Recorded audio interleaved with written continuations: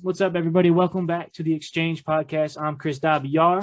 This is my co-host, James Uplifting Edwards. And today we have the awesome David Threadability Komisarchik. Did I say that right? Yeah, that was pretty good. Pretty close? Let me hear the real. How do you really pronounce it? I say Komisarchik. Komisarchik. Okay, dude, I was like, man, I'm going to butcher that, but I'm going to go for it.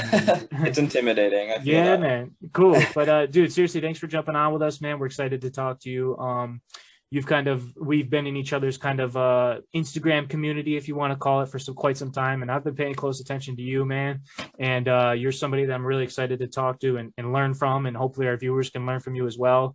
That's the main reason why I wanted to get you on here. And I actually kind of, with the introduction of who you are and what you do, I kept it kind of short because I wanted to ask you, and I want to let you kind of do this. I actually was fortunate enough to be on James' podcast here. He does the Uplifting brand of podcasts, and he asked me this question. So I want to ask you the same question.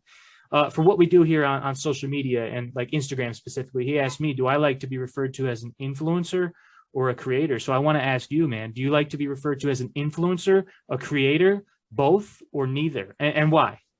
Yeah, sure. I think it's funny. I attended a talk a while back that talked about sort of the stigma that goes along with the title of influencer and whatnot. Yes. But I would say for me personally, it's a little bit of both. Like in most of the work I do, I refer to myself as a content creator just because for me, quote unquote, influencing is just kind of a part of a small piece of the things that I do. So not necessarily the entire brand and like everything that I create, although it's sort of the most forward facing part of the stuff that I do. So it's easy to get under that title, but I don't have like ill feelings to either title. So you can call me a creator, you can call me an influencer.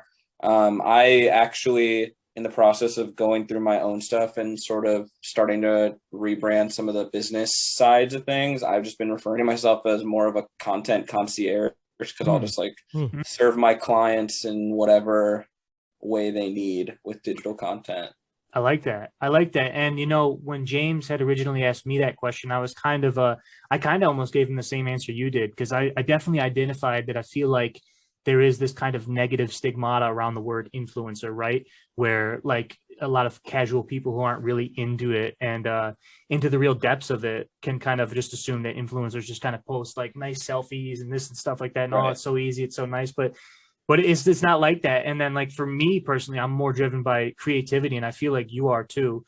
And that's why I personally prefer the whole like creator thing. I kind of like that better, but I'm on the same board as you, man, because technically we do some influencer work. I do, you do, and stuff like that. So but yeah, it sounds really cool, like what you said, the whole what was the word you used there? I was calling it a digital content concierge.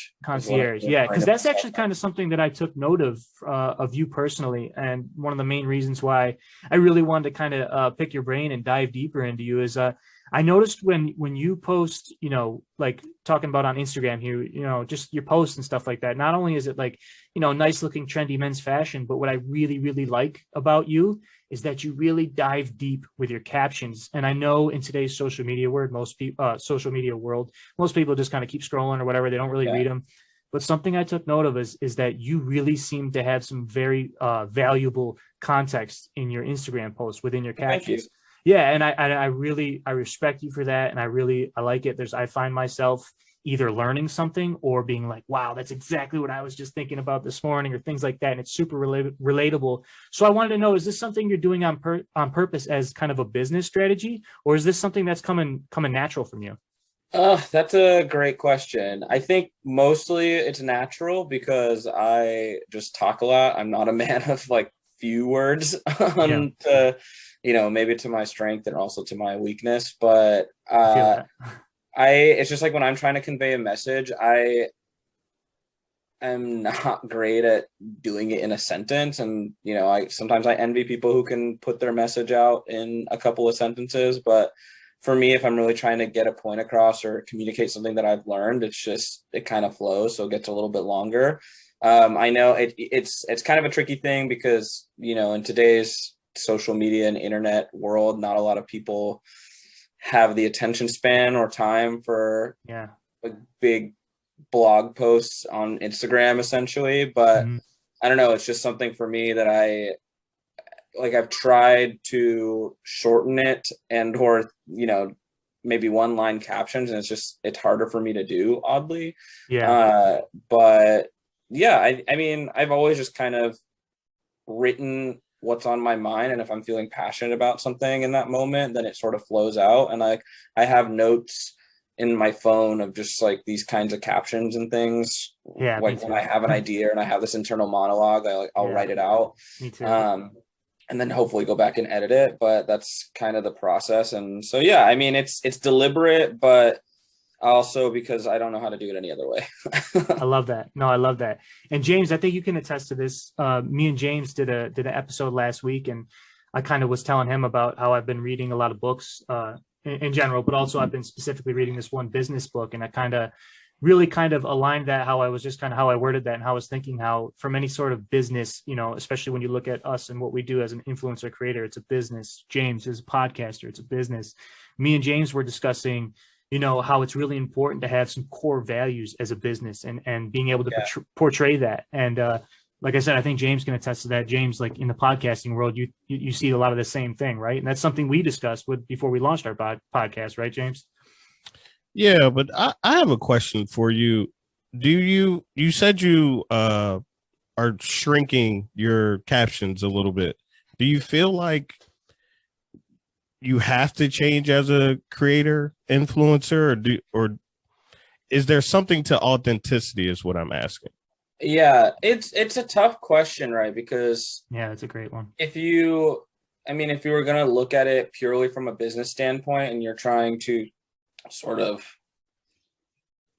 I don't know, get caught in what's trending in the algorithms or posts, I think there's got to be some sort of flexibility in there if you want to, make sure your content gets seen. But to your other point, the reason that I don't I haven't drastically changed things is because, right, that's not authentically who I am and how I speak and what I do. And so it's tougher for me, when it's a video piece of content, it's easier for me to write less because, the information's there in a video in that sense. But when it's a photo, I think those are I still use those as my time to write whatever's on my mind. So yeah, I mean, it's tough. I struggle with this a lot in the sense of okay, well, I want people to see my content. So, but at the same time, it goes back to, well, why am I creating this content and why am I sharing this thing? And so I want, for this particular piece of content, I want this message, and it's going to take, 4 paragraphs, which on Instagram, 4 paragraphs is 8 sentences, but not crazy, but it's just crazy for social media or whatever. But right.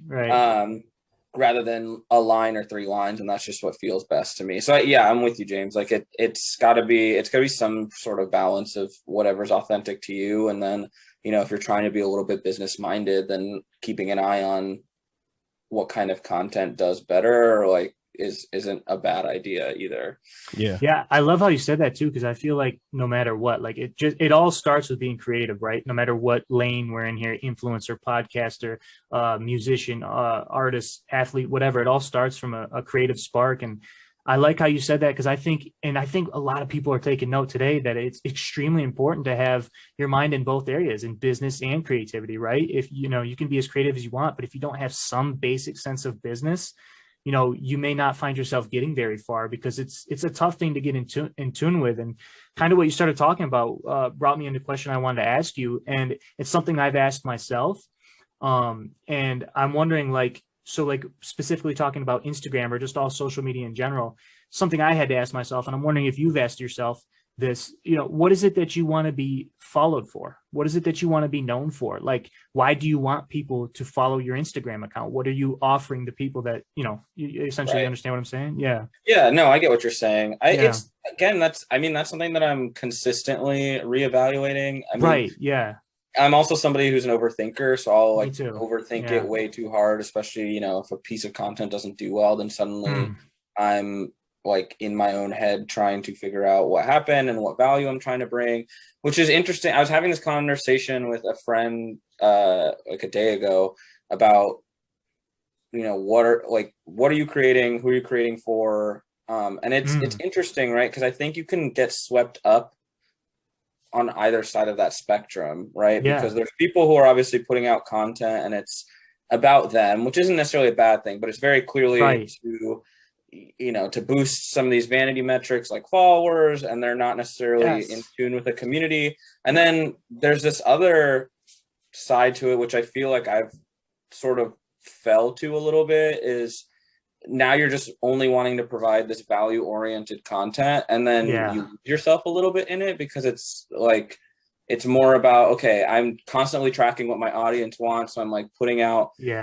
pieces of content that always have some sort of educational piece or entertaining piece, and you sort of lose, again, your authenticity or your branding in that, because now you're just trying to figure out, you know, what other people want from you. And I don't know that that's the best place to be either. So and I'm personally, I'm trying to make my journey back to the center of that, where it's in the sense that I want people to be engaged on my platform because of me, because they like what they see from me, and not feel this constant pressure to always have something educational that people can take away. I mean, sometimes in our line of work, sometimes just the photo or the imagery or the clothes, the fashion is the value in and of itself. And sometimes just the way that you present yourself and document your story is valuable to people. And it doesn't necessarily have to be 3 tips on how to dress better, where people can actively take like 3 tips from each piece of content. And I think I'm going off on a tangent, but there's just a lot of this like Instagram coaching, quote unquote, and business coaching that pushes people to be so value oriented for their audience. Right. And I think that it can be a little misleading in that sense. I like the word that you used was pressure, right? Do you feel like you have to post? Do you feel like you could go a week without posting? I do. Overall, I'm not going to say I don't have a pressure to post, because in my head, when I don't want my posts to only be, you know, ones that I've been paid to post, essentially. So I feel a pressure to create some authentic content and stay connected with my community. I would say I feel pressure there. But easily, yes, I would take a week off. And I'm frequently like going days off from posting, because I'm just not the type of person that feels, at least now, I'm not the type of person that feels like I have to post content every single day. And again, that's no shade to anybody who does feel that way. When I started out, I was planning and posting content 7 days a week. And I mean, that led to burnout quickly. And it also led to just like not having enough content. And I don't want to be in a position where I'm stressed about it. So it's a little bit easier. Some of the reels and TikTok video content for me is a little bit easier to make, because they've got a more at home feel to them, and they don't have to be as highly produced, but so that helps with those content gaps. But no, I don't feel a need to have to show up, which is weird, because obviously the basis of my job is social media, and yet I'm like happy not being on the platform for as long as I can. So David, if I could add something to that, and just to briefly say, like, you know, because I've been in the digital industry for a long time, man. I was telling James, I've got almost over a decade of doing this, and especially social media as well. And what I wanted to add to that is, you know, I remember at so many points feeling the same way, you know, that we just discussed about. And to be honest with you, I had to learn the hard way. Like, I learned all this stuff on my own as well, because I actually have been in a mindset before where I felt pressure to keep providing content and keep posting and things like that. And if I didn't, I was going to lose out. And in my experience, it's such a negative and almost a toxic mindset to be in, because it sucks so much out of you, and you end up putting out, you know, unauthentic content. You can tell it's rushed and things like that. And it's just also a personal thing it's tough to get in that mindset. So I wanted to know, like how long have you been doing this, and did you have to learn this on your own as well, or is it something that kind of came natural to you? Because I've done all different types of things on social media as far as like careers go, and I've had to learn the hard way, and I've been through so many things like that myself, where I learned myself that like, hey, this isn't the best mindset. I mean, you know, times where I'm skipping time with my family because I got to create content or things like that. You know, I've been in that mindset before, and it's such an unhealthy mindset to be in. So I wanted to know if you learned that on your own, if it's just something you naturally took note of before you even started creating content.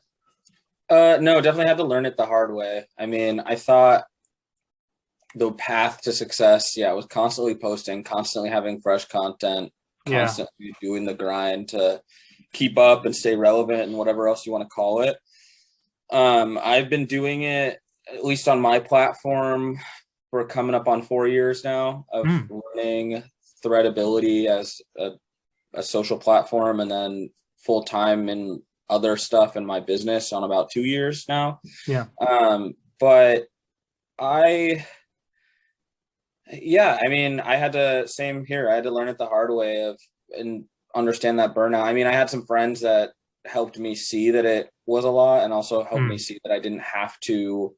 I was creating my own schedule and trying to adhere to it. Right, like you got to put yourself first, right? Yeah. Nobody was asking for content every single day. Like on the flip side, obviously, if you're happy doing content every day and it's not messing up your life balance, then do it every day. I mean, of course, platforms are going to be happy when you post more content because that's what they want. But yeah, if it's at the detriment of your own mental health and everything that goes along with it, then it's not worth it. I'd say post whatever. It's always this sort of lesson of consistency, and it's whatever's consistent for you. I feel like makes the most sense. But what level of sacrifice have you given to this? Like, what do people not know? What you know? Because this seems very glorious, right? We put in this work. We're showing up. You had the Prada boots on, which I like. They look good. Thank you. But you know, what level of sacrifice have you put? What would you say to someone who wants to be an influencer, creator, concierge? Yeah, that's a really good question, and I haven't thought of it in terms of sacrifice. So I guess if we flash back to when I was working a 9 to 5, my sacrifice a lot of the time was my nights, like coming home from, and I worked in construction, so I was already working 6 to 6, and then I would get home and work, you know, however long to either create content, prepare it, plan it for wherever I needed to shoot it. And then obviously my weekends I would sacrifice, because working the 9 to 5 job, I can't just go out and shoot whenever I want. So early on, it was that time was a huge sacrifice in order to make something happen, or at least continue it. And I mean, it was a sacrifice, but it was also something I passionate about. So, you know, you got to weigh that a little bit, I guess. It's not, I didn't feel like I was necessarily sacrificing anything, but look back on it, and yes, I invested a lot of time. Now, time. Yeah, exactly. And now, I mean, doing this full time, obviously flexible, and it's not as much of a pain to go do content, because it's not necessarily taking away from a day job or anything like that. But I would say the hardest part, I guess it's still sacrificing time in a way, but there's a lot of personally educating clients and people that I work with on the value and the worth of all of this, like social media marketing as a whole, and my value as a creator as a whole. So there's a lot of time and energy that's still sacrificed, I guess, if you want to call it sacrifice. I'd probably say more invested rather than sacrifice, because I still, like, this is something I want to be doing. So it doesn't necessarily feel like a sacrifice. I'd say, I've said this before to friends, but I still get stressed on it, like with deliverables or with people in that space where I have to educate people on the value of everything. Like, it's tiring, it's stressful, but there's something a little bit more gratifying with that kind of stress that feels like it's still a thing that I own, as opposed to, you know, I'm stressed because I work a job for somebody else that I hate. So I don't know, a little bit of a tangent, but that's kind of where my head's at, I guess. You know, David, I wanted to add, and I'm glad that you put it that way. And this is the stuff I love to hear about from people like us and anybody that's doing things like this, because it's the same thing for me. And this is where I can relate. it was the same journey for me. When I started creating content, when I started my business, I was also working a full-time job too. Mine wasn't even a 9 to 5. It was a 5 to 9. It was a night job. So for me, it was the same thing. You know, I would work at night. I'd come home late, and I just, you know, that's the time I had where, you know, I would stay up till 2, 3, 4 in the morning, whatever I had to do to start kind of essentially watering my idea there, and just work on it a little bit every day, work with what I had. I mean, you even get down to the logistics of my paycheck. You know, I break my paycheck every week down, you know, this percentage is going to bills, this percentage is going to this, and then this percentage I'm going to take and I'm going to invest in my business. And that's what I think people are so misled on when they see creators and influencers and things like that. It's, you know, a lot of us still work jobs. A lot of us are still just grinding and doing what we have to do. And a lot of the thing that people don't understand is, hey, we funded all this too. Like, we didn't have somebody say, hey man, you're awesome at this, I'm going to give you $1 million to play with, and you can just go ahead and do what you do. Like, no, like we had to fund this whole thing ourselves. That's where really believing in yourself, believing in your vision, and having the courage to create something else. It's almost like you need an escape. Like you said, you painted that whole picture of being at a 9 to 5. It's not enough. And you have this burning creativity to want to kind of implement on that and do something with it. And so I love to hear somebody like you saying the same thing. I had, again, I had the same journey. I had to go home and work on my dreams until it was enough that I could essentially build a window to kind of jump out of, you know, and walk away from that full-time job. And, you know, it's a long, tedious process, but it's hard work, just like anything. You know, it's fine if you want to do something, if you want to be an influencer, you want to be a creator, a podcaster, an athlete, anything, it's fine, but you have to work hard. The hard work is unescapable. You know what I mean? There's no secret. It's hard work, absolute hard work. So to your point, the money was that was a big sacrifice, I guess, because huge, when I mean, and I would say I quit my job before I was making enough to live off this, but I just I was kind of at a fork in the road where I was either switch your lifestyle. I was either like stay in this ladder of corporate ladder type situation, or jump when you have an opportunity. And so the sacrifice there was like I basically like used my savings for the majority of a year until things came out, and luckily things sort of came together at the end of 2020 for me, but I was very damn near close. Well, you bet on yourself. The end of my savings. You bet on yourself, you know, and exactly. That's what it is. That's what you have to do in this life, you know? I mean, and not the entire time I wasn't necessarily confident that everything was going to work out, but you know, keep trudging along each time. This other thought popped into my head, but as far as like sacrifices go, I'd say the other thing, and somebody asked me this yesterday, a friend of mine did, but you know, to your point, this sort of glamorous front-facing view of it, where it looks like cool photos, events, whatever you want to call it. She was asking me how easy it was to separate sort of the work and, you know, your personal life. And I thought that was a good question, because I guess you do sacrifice a little bit of your personal life, because it is, you know, you're doing fun stuff in a sense, and it's you enjoy it, but then you realize it's still work. And so I think another struggle is still trying to find things that are fun for you in your personal time, and maintaining a personal life that's not totally connected to the work that you're doing constantly. So I'd say there's a little bit of a sacrifice of a personal life there as well, just because everything starts to melt together. Yeah. Do you ever forecast about when you will stop posting?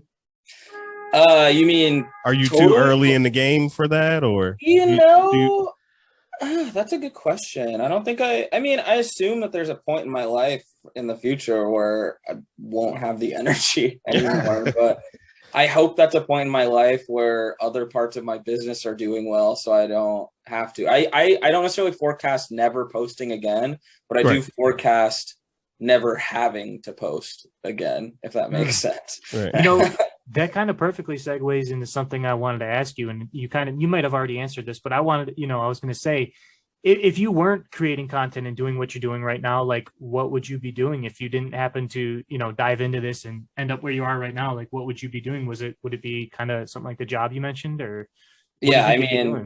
If we look at it realistically, I would probably still be in my construction job, moving up whatever ranks in that. I was in commercial construction, and I was on my way to being a project manager. So I'd probably be that at this point on a project somewhere. Probably still in Colorado doing that and getting burnt out in an entirely different way. Right. and see, I hear you. And like, but I want to say, like, I don't believe you when you say that.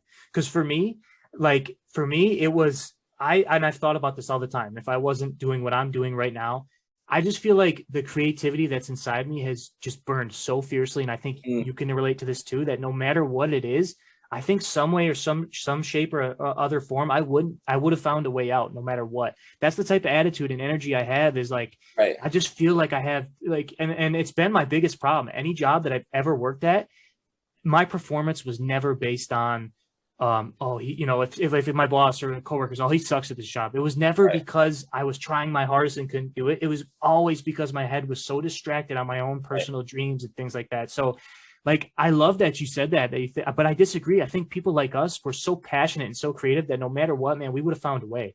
It's that fire, you can't ignore it in you. And that's truly how I feel. I feel like I always need to be doing something creative, no matter what. If I didn't zig where I zagged, I'd still be kind of trying to jump on something creative. And I feel like you would too. You know what I mean? So it's like, it's such a generic question to ask, like, what would you be doing? But I feel like, being somebody creative, and I see this from your Instagram and things like that, it seems like it comes natural to you. And I feel like you would have jumped on it. I think, James, you can relate too, man. I think that's why we're all sitting here, man. We have this passion to do this, and it's just, you can't ignore it. You know what I mean? Yeah. So, I mean, my gut reaction to that was a compliment, by the way. No, I appreciate that. I appreciate that.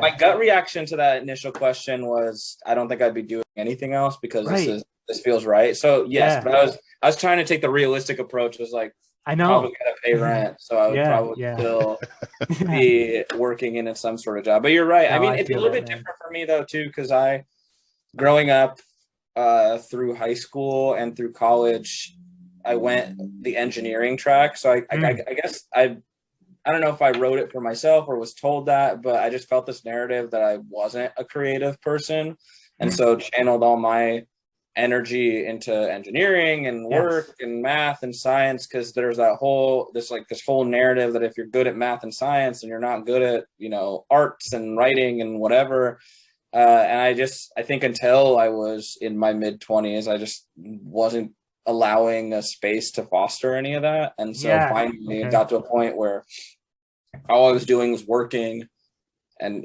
going to the gym or doing whatever, and I just didn't have anything that was I was passionate about. So then this sort of grew out of finally entertaining some of the creativity. But I mean, I guess that was just a little segue, but that's how I got into it. I love that you said that, because I almost felt the same way for me too. It kind of, even until my mid-20s, maybe once I put myself in a different situation, I kind of always had all these people telling me, oh, you're creative at this. I never believed that I was creative, and I was never able to identify that. I always had people telling me, like, oh, the artsy, this and that. And I'm like, it was just something I didn't realize that just naturally is how I am and who I am. And for me, I didn't even believe that I was a creative person for a long time in my life. Right. So I completely agree with you. And I think, James, you might even be able to relate to that too. It's just kind of like one of those things that, enough people were telling me that I was creative. So I was like looking at, like, wait, that's not something you normally do. That's not something you naturally do. Like, it's almost like how some people can see things a completely different way than other people. And that's something I was listening to the other day. It's almost like, as artists, that's kind of their responsibility when they paint pictures. It's because they're trying to show us that this is how they see that. Like, they're showing us that they view this and that's how it could be viewed. And I feel like as creative people, we all have that kind of responsibility. And James jumping into the podcast world, I think you can agree with all that, man. Yeah, being a software engineer and then being a podcaster isn't the same thing at all. Right. When you're an engineer, you're locked into this box. All these parameters and rules are in place, but when you're creative, it's outside the box. Right. And you, of course, David, knows that you have to think outside the box, because you've always probably been able to dress, right? Yeah, I mean, I hope so. You've been a fly guy forever. You don't have to be humble. yes. Right? But you wouldn't probably think about that as being a creative. Right. I can't dress. Right. I can't dress.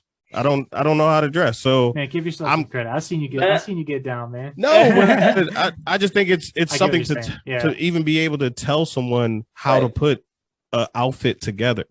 Right. I think that's very creative. And when you are an engineer, and I never would have thought you were working in construction. you right, know? yeah.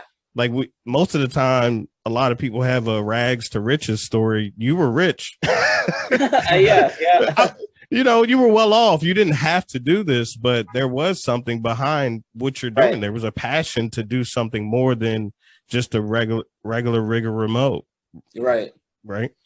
Yeah, I feel like I said that wrong, but you know what I'm saying. I mean, yeah, I know what you're saying. There's a couple of points to that. Like one, at this point in my life, the engineering side, or at least the construction stuff and the stuff I've learned through that and that experience, I've been able to use in my creativity. So it's like some of these like problem solving skills. And at first, when I was starting out with my own content and figuring out how to shoot it and create it, and then now in this point in my life where I'm reading and writing contracts and things like that, it's all been super helpful. So it's sort of like I've been able to embrace both those sides. And then, to your point of like not rags to riches, you're certainly right. Like I wasn't in a space where I was like not doing well financially and I had to make something work. But I think on the flip side, I just realized, and maybe it's cliche, that the money just in a job that I was not passionate about was just not doing it. Like it could have been,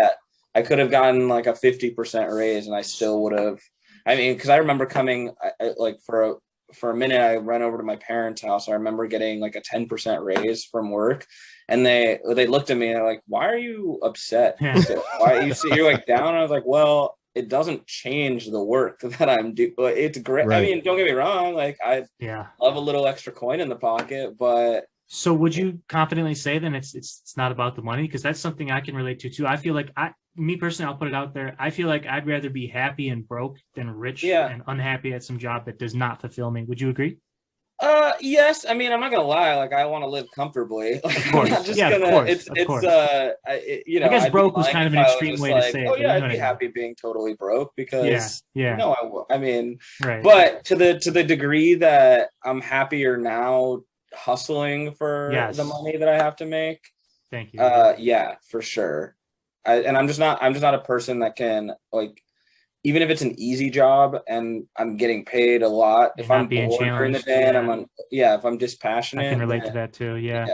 It's just not worth it to me. So when it comes to like kind of the business kind of things, so what is Threadability? What is Threadability to you? Is this kind of the name you've thrown to your creations? Do you have a business that's called Threadability? What's Threadability? Yeah, it's an LLC. So that is the business. So right now it's sort of the way I see it is an all-encompassing agency, which I'm sort of in the behind the scenes work of doing some branding on that business part and starting to work with clients on sort of more the consulting and strategy types of things.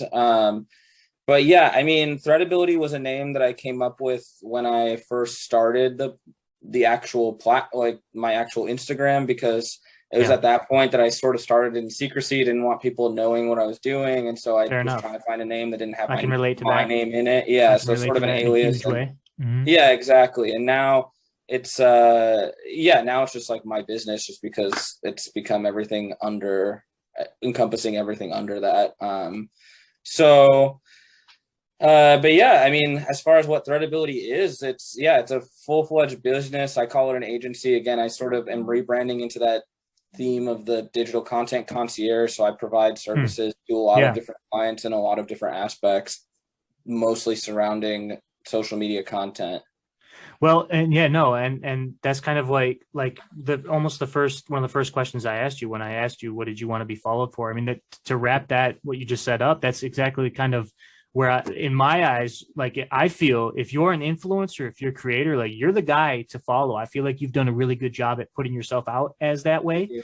Whereas I feel like everybody that within our little influencer community, like, you would be somebody to follow because you can actually gain knowledge from, and you're constantly dropping little tricks and tips and things that maybe other people would kind of hold in. And so I feel like from my perspective, like, if I had to answer that question for you, I feel like what would you want to be known for, followed for? It'd be providing influencers with real context and being an influencer and things like that. I think you've done a really good job at really putting value out there for people who want to be creators and influencers and things like that, and people who are at any range of success they are. I mean, I see big time creators that I admire that follow you, some smaller creators that follow you. So I feel like you've done a really good job as Threadability as you are to put out some real value and context. So yeah, I just want to throw that out there because thank you. That means a lot. Honestly, goes that means off what you said. Yeah. That. Yeah. Thank you so much. Sure. I mean, for me, it also comes from like I've pivoted. Obviously, when I first started, I was just posting clothes and fashion, and that was sort of where I had the passion to start, and that hasn't gone away. Obviously, I still love the creativity that goes along with putting a shot together in an outfit, but of course, more so, I become more passionate about educating and helping other people be able to do the same thing. Because I've been able to figure it out, luckily, and I don't want to. I'm just not a gatekeeper, so I want people who want to be able to do it. I think that's the basis of being a human. Like, knowledge is meant to be shared, right? Like, we're supposed to help each other, man. It's something we're supposed to do. And James, when I first met James, he really, like, without even intending to do it, he gave me a gut check, man. You know what I mean? And because there's a time in my life where I didn't even acknowledge, I didn't care about, and it's hard to say, but I didn't care about helping other people. I was desperate. I needed to get myself together. I needed to get money. I needed everything. I was so, you know what I mean? I was so focused on getting it for me. Like, I needed it, that like when I first met James, we had a brief conversation. He kind of reminded that to me and how important it is to really, help people and things like that. And now it's a huge part of my life, and it's something I'm really diving into. And I've shifted everything in between my personal life, my business life, everything.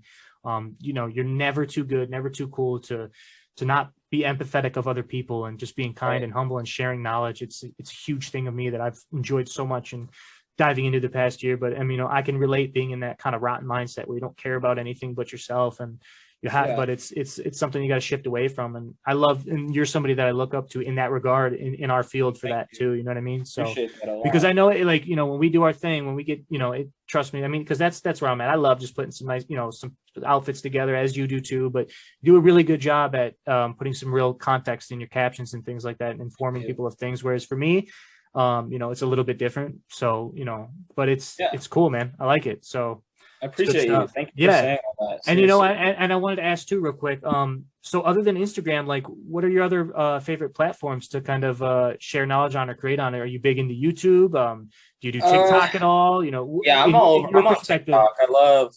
TikTok is more of a lighthearted thing for me. Lighthearted thing. Yeah. So like, if I'm another influencer creator and I want to learn something about other platforms, because I've also found value in kind of creating a significant following on other platforms and driving them to the main one. I mean, we can all admit Instagram's the main one. I'd say YouTube's behind for more visual stuff, but yeah. So if I were to ask you that, what other platforms do you recommend for influencers and creators to kind of jump on? I mean, TikTok for sure, just because it's such a low barrier to entry. I feel like it's even lower than Instagram is, in the sense that I don't know. I feel like it's a good platform to just put content out and not have it have to be, again, super produced or have to have a bunch organic, of equipment to be able to, I think it's a lot better at times for organic content, for you to just like feel things out.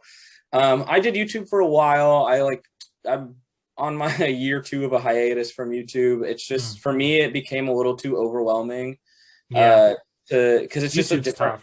It's tough. It's a different mindset, right? Because there you really are a solution provider, in the sense that, like, you have to think of it in terms of people are searching for this video. Like, it's a Google platform, right? It really is. It's like Amazon. And that I felt was really limiting to my creativity, because I just same thing. It always had to be some sort of lesson, and like I didn't really feel like I could talk about the things that I wanted to talk about for whatever reason. It just wasn't for me, and so I just kind of took a break from it. But for me, like, I love TikTok and Instagram. I think they're great for businesses. I think they're great for influencers, creators, whoever you want to call it. I love the podcast space. I mean, I don't have my own personally, but I think this is a great way to get to know people in a different way that you otherwise would not, because there's a lot more authenticity in this kind of a medium, just because you're hearing, like, people can't fabricate their or script. I mean, I guess you could, but most of the time people aren't scripting out their thoughts. So you really get a good feel for who somebody is. And I love that. I feel like Clubhouse was trying to do that, and it seems like it's fizzled out a little bit, but yeah, I don't know. I think that's kind of where I'm at.